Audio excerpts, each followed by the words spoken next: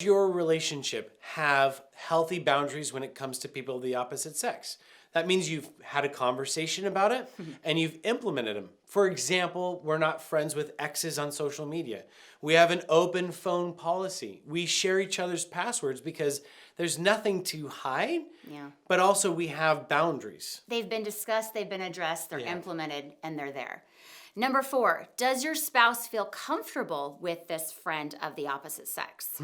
I think it's really important that anytime your spouse doesn't feel comfortable, you need to pay attention to that. I think women have a little bit more discernment on this, where we can kind of have the radar of like, ooh, that person, I don't get a good, these 5 evaluating questions. Like, we have high levels of trust. We have strong emotional connection.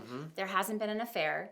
I think you would feel comfortable. We've talked about the people. There have been people in our lives that we didn't feel comfortable with, and we talked about it, and we cut off the relationship. And we've had good established boundaries. We've had boundaries. We talked about boundaries ahead of time. So I do think it's possible.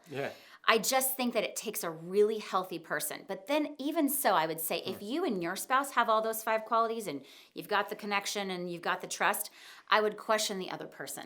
What about them?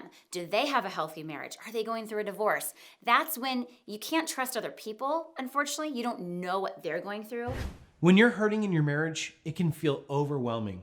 And sometimes you just need a guide to walk you through the step-by-step process to bring healing back to your relationship.